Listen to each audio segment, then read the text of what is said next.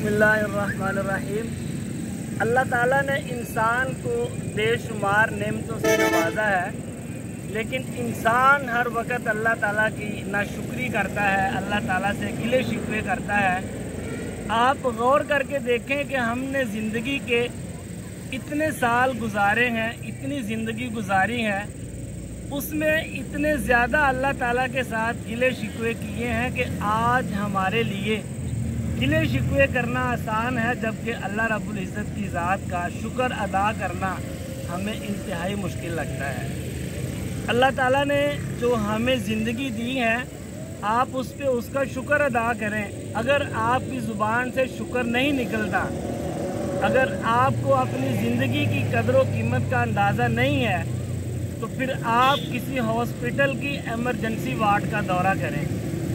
आपको पता चलेगा कि किस तरह दर्द से तड़पते हुए इंसान आहों और सिसकियों से भरपूर इल्तिजाएं क्या होती हैं। आप कभी मर्ज़ुल मौत के अंदर मुब्तला इंसान के पास बैठें और उसके लवाहिकीन की दिल चीर देने वाली आहोजारी कि ए बारी ताला एक बार ज़िंदगी वापस लौटा दे, एक बार इसकी सांसें वापस लौटा दे।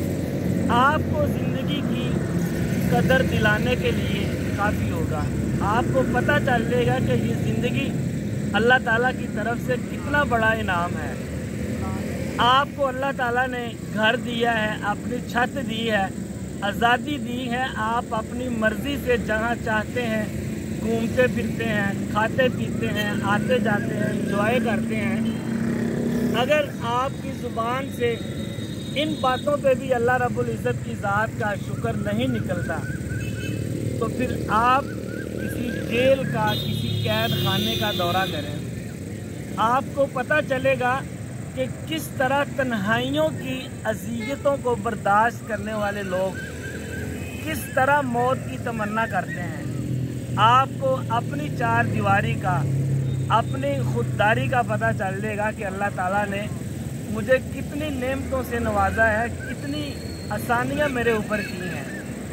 ये असल में कानून फितरत है कि हर इंसान अपनी खुली आंखों से देख ले कि जिन बातों पर मैं अल्लाह रब्बुल इज़्ज़त की ज़ात की नाफरमानी करता हूँ, उसकी नाशुक्री करता हूँ, दूसरे इंसान के पास तो वो नेमतें मौजूद भी नहीं हैं।